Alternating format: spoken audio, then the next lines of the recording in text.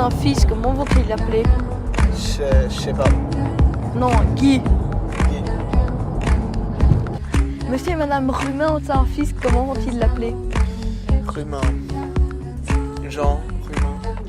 Monsieur et Madame Croche ont une fille, comment vont-ils l'appeler? Monsieur et Madame Mampourchien ont un fils, comment vont-ils l'appeler? Mampourchien. Monsieur et Madame Tinchimiloupette ont un fils.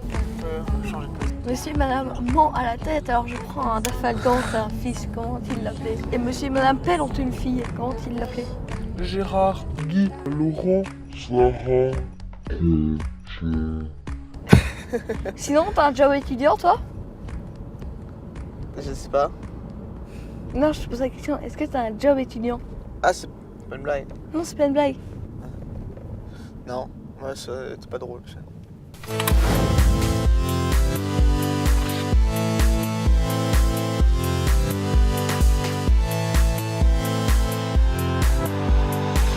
Tu souhaites gagner un peu d'argent, tu es à la recherche d'un job étudiant et tu ne sais pas comment t'y prendre. Voici quelques pistes pour t'aider à en trouver un. Premièrement, regarde et parle-en autour de toi, surtout à tes parents, amis et voisins. Le bouche à oreille est un des moyens les plus efficaces pour trouver du boulot. Tu peux aussi consulter les services job organisés par les écoles. Tu peux ainsi repeindre l'établissement ou nettoyer le réfectoire durant l'année ou les vacances scolaires. Il existe aussi des jobs saisonniers te permettant de travailler par exemple lors des vendanges, au ski en Belgique ou à l'étranger. N'hésite pas à consulter les annonces dans les journaux et sur Internet. Le site du Forum te propose pas mal d'offres. Les agences d'intérim te proposent également des jobs étudiants pour différentes entreprises. Dans ce cas, c'est l'agence qui sera ton employeur. Enfin, va directement rencontrer les employeurs et patrons de commerce. Ta démarche prouvera ton courage et ton sérieux. Tu pourras ainsi leur remettre ton CV en main propre. Petit conseil, histoire de montrer ton autonomie et ta débrouillardise, vas-y, non accompagné. Sache aussi qu'Inforjeune organise des actions job qui te proposent des simulations d'entretien d'embauche, la rédaction de CV et lettres de motivation, des annonces ainsi que plein d'informations. Si tu veux en savoir plus ou que tu souhaites approfondir tes recherches, il te suffit de te rendre dans le point Inforjeune le plus proche de chez toi.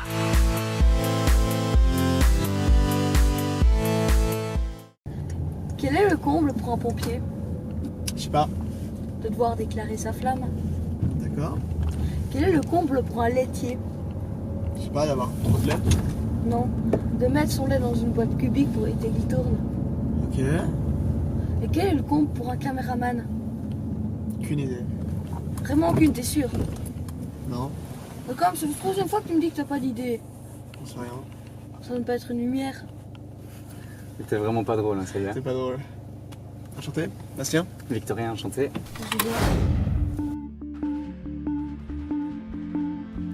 Il avait 4 ans, mais il avait c'était un boîtier.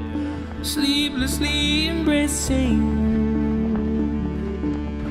Je m'appelle Victorien Laurier, j'ai 18 ans, j'habite à Namur et je fais de la photo et de la vidéo depuis maintenant 4 ans et j'en vis depuis un peu moins d'1 an. Cette passion pour l'image a démarré il y a 3 ans. J'ai acheté une GoPro avec mes économies, j'ai commencé à filmer mes vacances au ski principalement, un peu comme tout le monde fait quand on achète une GoPro. Et puis je me suis retrouvé avec des rushs et je me suis dit c'est con, j'ai des rushs, mais qu'est-ce que je vais en faire? Et donc là j'ai commencé à chipoter un peu en montage. J'ai regardé beaucoup de tutos, c'est ce qui m'a appris le plus. Et puis donc j'ai commencé à monter.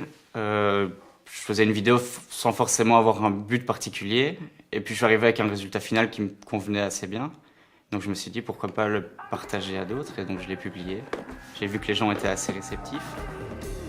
Et donc, petit à petit, j'ai commencé à faire un peu plus de vidéos de sport, des vidéos de vacances, vraiment tout et n'importe quoi qui pouvait être filmé, sans forcément grand intérêt, mais du moins pour attiser ma curiosité et m'essayer à de nouvelles choses. Petit à petit, j'essaye de me rapprocher au plus d'un style cinématographique, donc avec des images un peu plus mises en scène. J'essaye de me creuser un peu la tête pour essayer d'avoir des images qui ne sont pas basiques, ne pas filmer simplement ce qui se passe. Et donc ça c'est plutôt pour la partie prise de vue. Et en partie montage, j'essaie toujours d'avoir le son extérieur en fait, parce que je remarque qu'il y a beaucoup de gens qui, quand ils font un montage, ils mettent une musique, ils virent le son et donc on a un bête truc qui perd une dimension. Et donc là, en laissant le son et même en l'accentuant ou même en rajoutant du sound design, là j'essaye d'avoir un rendu différent, de rajouter une dimension supplémentaire à mes images. Vent, nuit, enfin tous les sons, bêtement les criquets, je sais pas si on va les entendre. En sortant de Réto, j'avais le choix entre faire des études ou non. Mes parents étaient pour le fait de faire des études pour la sécurité.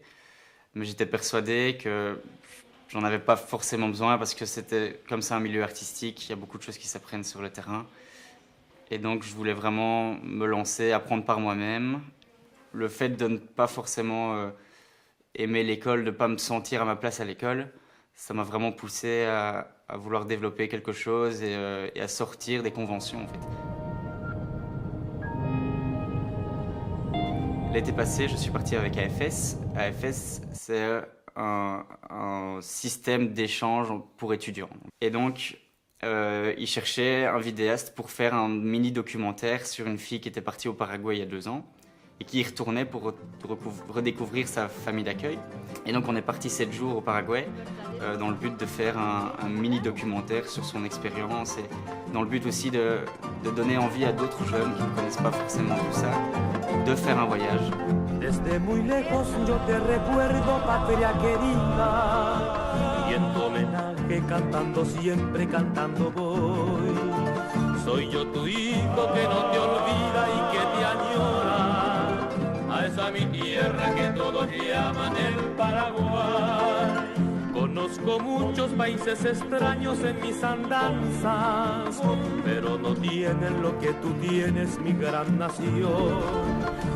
A esos lagos, ríos y selvas que yo les canto, y a tus mujeres de ocasos negros. Je pense que le Paraguay est vraiment une expérience qui était dingue, mais dans ce sens-là, j'ai aussi l'aftermovie des solidarités, par exemple, qui était une expérience exceptionnelle. Je viens d'un petit village où quand on croisait les gens, on leur disait bonjour. Je vis maintenant dans une ville où on dit moins bonjour. Pourtant, il se passe quelque chose quand on regarde quelqu'un, quand on lui adresse même pas simplement un bonjour, mais un regard. Vivre ensemble, c'est avoir le souci de ne pas blesser, de ne pas heurter parfois autrui. Parce que ça m'a appris à devoir me débrouiller tout seul avec une pression énorme. Parce que forcément, c'est un gros événement avec beaucoup de personnes. Je ne peux pas me permettre de me rater, de faire quelque chose qui ne correspond pas à l'attente des organisateurs. Et donc là, ça m'a mis énormément de pression, mais ça m'a appris énormément de choses. Et ça, c'est une expérience que j'ai adorée. Actuellement, je suis en activité complémentaire depuis début janvier. Et donc ça m'a vraiment permis d'essayer de développer une activité, quelque chose qui m'appartient et que je veux voir grandir. Ça m'a donné envie d'entreprendre, envie de développer ma créativité aussi, mais pas seulement ma créativité dans le domaine audiovisuel, mais également dans le domaine de la communication et même de la vente. Parce que c'est bien beau de réaliser des photos et des vidéos, mais si je ne sais pas les vendre ou si j'ai aucune connaissance en marketing ni rien, ça n'a pas beaucoup d'intérêt. Il y a d'ailleurs beaucoup de personnes qui font un excellent travail, mais qui n'ont pas les capacités de le vendre, et du coup, qui sont beaucoup moins vues. Et à terme, j'espère me mettre en activité principale, et donc ne faire que ça, du moins essayer, et voir si ça fonctionne ou non. Faire mon expérience et faire mon petit bout de chemin.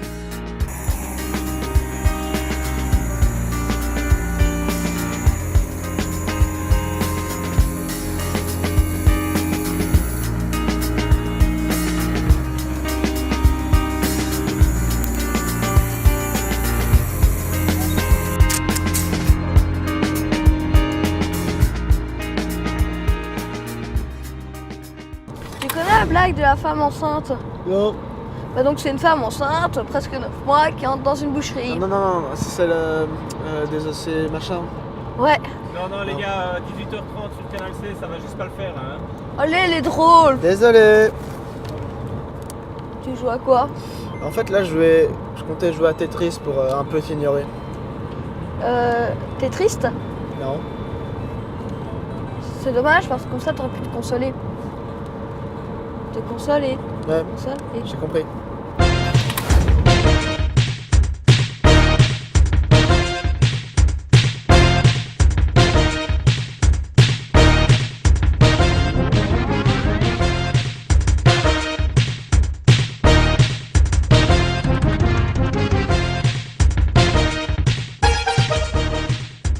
Donc j'ai fait des études à la base en information et communication à l'université de Liège, suite à quoi j'ai commencé à travailler juste après mes études, contrat de remplacement dans la promotion du cinéma indépendant en province du Luxembourg. Suite à quoi après je suis passé comme animateur en centre culturel, là par contre dans la province de Liège, et ensuite je suis devenu coordinateur d'une équipe qui fait de l'éducation permanente, toujours en province de Liège, voilà. Et depuis maintenant presque 2 ans bientôt, je fabrique également en activité complémentaire des bornes d'arcade. Comme tous les passionnés qui en fabriquent d'eux-mêmes ou ceux qui viennent me trouver pour en avoir une, je crois que c'est avant tout de la passion, de la nostalgie et la Madeleine de Proust, quoi, de récupérer un peu ces sensations qu'on avait quand on allait dans les Luna Park à l'époque ou même à la cafétéria de la piscine, ou enfin voilà, partout où on trouvait des bornes d'arcade, galeries commerçantes, etc. Les différentes étapes de la création, c'est avant tout définir le projet avec le client. Ça c'est l'étape principale. Donc savoir ce qu'il veut comme design, comme forme du meuble, comme décoration, comme couleur de bouton, comme type de bouton, comme matériel à l'intérieur, puisque bon, il y a plusieurs systèmes possibles. À partir du moment où tout ça est déterminé, si le modèle n'est pas préexistant, si je n'en ai pas les modèles en tout cas, je dois dessiner la forme du meuble ou trouver de quoi m'inspirer pour dessiner la forme du meuble. Sur alors des panneaux de MDF en 18 mm. J'utilise du haute densité qui est beaucoup plus solide, qui garde la légèreté du MDF mais qui a une bonne solidité, une bonne résistance. Et puis après, on commence la construction du meuble proprement dite. Donc là, voilà, il y a différentes façons de faire. Moi, je procède donc dans les règles avec des tasseaux suffisants, des sections de vis suffisantes, pré-encollage, collage.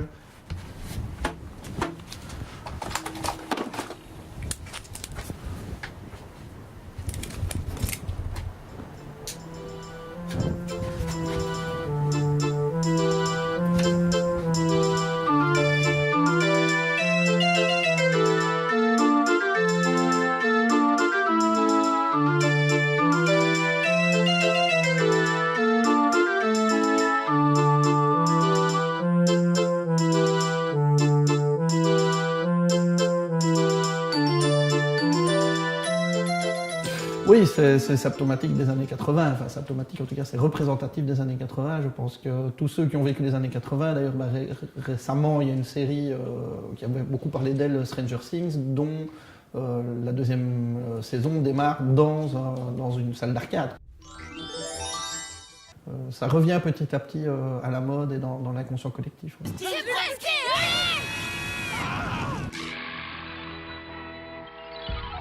Une fois que le meuble est construit, après il faut faire toute l'électronique, tout le câblage, donc ça c'est une grosse partie évidemment du travail également. Donc là il faut câbler tous les joysticks, câbler tous les switches, câbler tout ce qui est informatique, électrique à l'intérieur, puisqu'on peut avoir des boutons lumineux, on peut avoir des ventilateurs supplémentaires, on peut avoir un système son plus performant, différent. Voilà, j'ai envie de dire qu'il n'y a pas vraiment de limite. Si ce n'est évidemment le budget et l'envie du client, donc il peut y avoir énormément d'extensions supplémentaires sur une borne.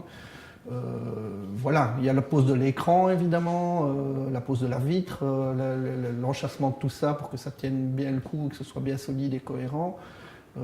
Et alors évidemment, il y a tout ce qui est rainurage et moulure en plastique sur les côtés, les champs du meuble. Donc ça se fait à la défonceuse, et puis ça se pose, voilà, enfin je ne vais pas révéler tous les secrets non plus, mais voilà, tout ça demande de la patience, de la précision, et une bonne dose de temps, et voilà. Au plus simple, que le système est au plus simple, dans ce cas-là, il faut compter à partir de 1200, 1250 € TVA comprise pour avoir une machine complète, ouais. Donc évidemment, oui, il existe des banques qu'on peut importer, effectivement trouver principalement en Chine ou dans les pays voilà, avoisinants. Ce n'est pas la même fabrication nécessairement, c'est pas non plus le même matériel, même si une bonne partie des composants, boutons et autres, restent fabriqués en Chine et on les trouve pratiquement que là-bas. Par contre, tout ce qui est hardware n'est pas nécessairement le même. En tout cas, moi j'utilise du hardware de qualité, que ce soit en neuf ou même en reconditionné. J'utilise en général des PC qui sont des PC d'entreprise où je récupère des lots, donc des ordinateurs qui sont censés tourner toute la journée et ne pas bugger, puisqu'ils sont quand même censés faire tourner des grosses boîtes et autres.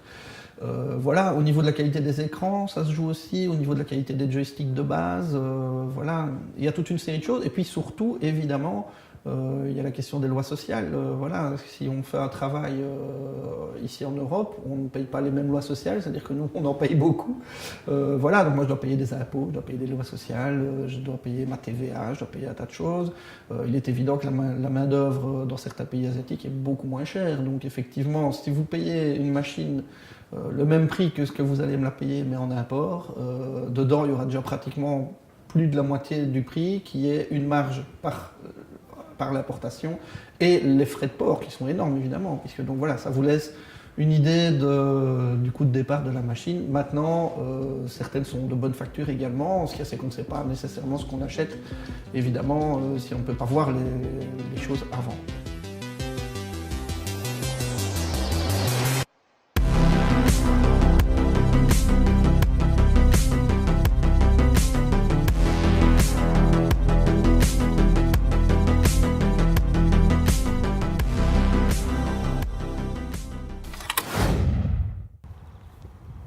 Ah, le meilleur moment de la journée. Ouais. Eh, tu nous regardes pas, hein? Tu nous filmes pas. Non, je règle juste la balance des ciseaux. Ouais, c'est ça, vie privée un peu là. Oh là là. Et à propos, monsieur et madame Hulé en deux fils, comment ont-ils les appelés?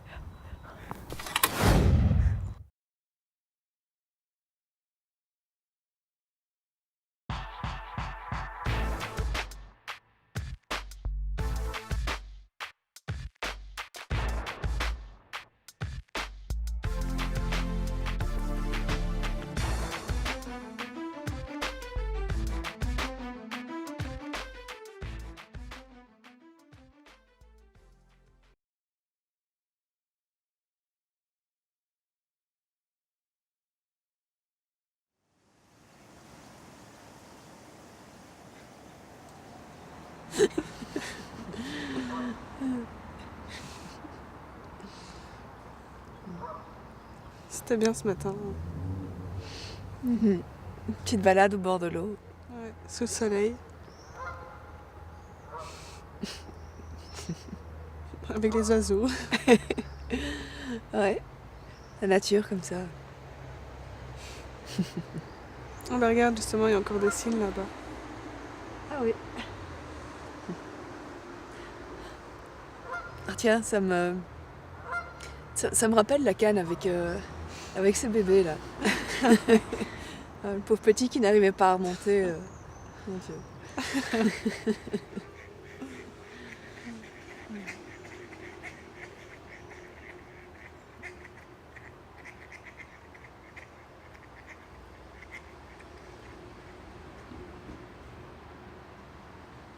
En parlant de balade, on continue? Ah oui, on y va.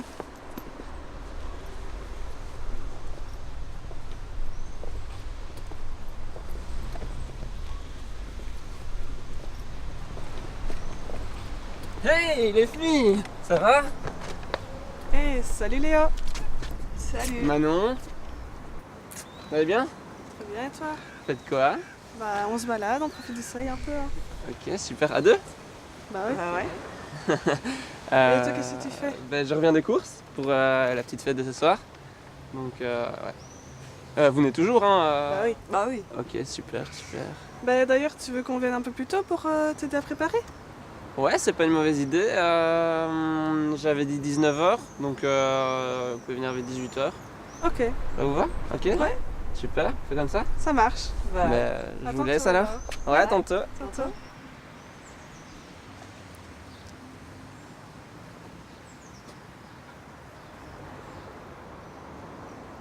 Qu'est-ce que tu m'as fait là?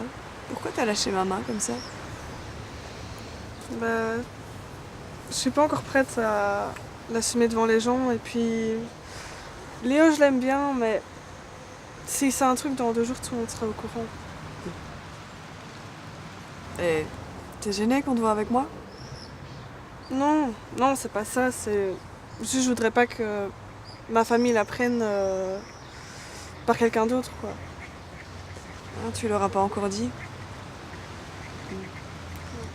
Non, mais je comprends. Mais du coup, t'aurais dû m'en parler. C'est bien que tu peux tout me dire. J'ai pas osé. Mais tu m'en veux pas alors? Mais non, je t'en veux pas. Je te mets pas la pression. On y va à ton rythme, comme tu veux. Merci. On continue la balade? Ouais.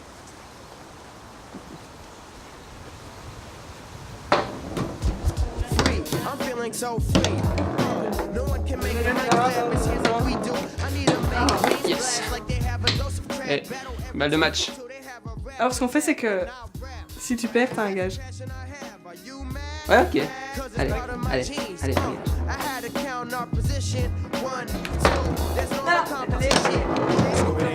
Viens, vas-y.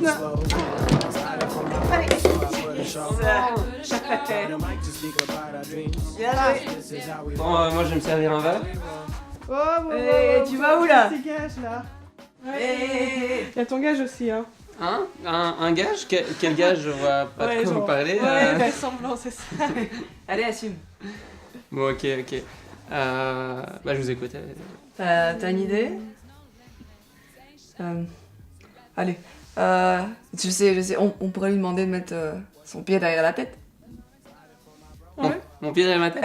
Ouais. Ah, en fait, vous croyez que je vais pas y arriver, quoi, c'est ça? Ouais, c'est ça. Vas-y, essaye. Je vous croyais. Connais ta souplesse légendaire, hein, Léo. Ouais, tu vas voir, justement. Juste, si j'y arrive, moi j'ai le droit de vous donner un gage aussi, ok? Ok. Allez, chiche. Allez. Wow. Ok. Voilà la souplesse. Bravo. Merci. Mais du coup, ouais, c'est à mon tour de vous donner un gage. Bah, j'ai vu un truc tantôt quand je vous ai croisé. Ah ouais? T'as vu quoi? Enfin bref. Le gage. En vrai, c'est vous. T'es sérieux? Ouais? Juste comme ça? Bah ouais, pour le jeu, quoi. C'est drôle. Pour toi, c'est un jeu? Bah oui, c'est un jeu, je mets mon pied derrière la tête, vous faites un petit bisou, y a pas mort d'homme, voilà. Non, mais tu touches à la vie privée, là, mec, tu sais? C'est pas drôle? Non, c'est pas drôle. C'est quoi? C'est un fantasme pour toi de voir deux filles s'embrasser? Non, mais enfin... Non, c'est ça. Si c'est le cas, bah tu vas sur internet et tu les vois tes deux filles et tu fais ton affaire. Mais c'est sans moi. Non, mais... Enfin... Mais parfois, mais ce serait con de... Ça pourrait être con, t'as été con. Non mais attendez les filles, on se marrait bien quand même, faut la faire cette fête. Non mais attendez les filles. Attendez. Je suis vraiment désolé, c'est Manon qui a raison. J'ai été con, j'ai vraiment été con. T'aurais demandé ça des potes hétéros? Ouais non, c'est vrai. Vous savez, c'est un peu nouveau tout ça pour moi et je tiens à vous le savez, je veux pas vous perdre. Et voilà, je suis vraiment désolé. Abby, s'il te plaît. Plus jamais tu me fais ça. Plus jamais, promis. Plus jamais. Bon, on va la faire cette fête. Ouais, allez. No one can make a mic clap his hands like we do. I need to make brains blast like they have a dose of crack. Battle every tack till they have a rap attack. And I'll rap. That's the passion I have. Are you mad? Cause it's part of my genes. I had to count our position. 1, 2, there's no more competition. Boom. Scoobity pop, watch the bomb explode. Excited for my bro, so I put a show.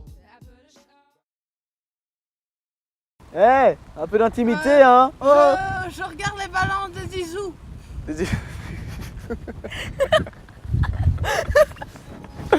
La balance de Zizou. Excuse-moi. Coupé. On la refait vite.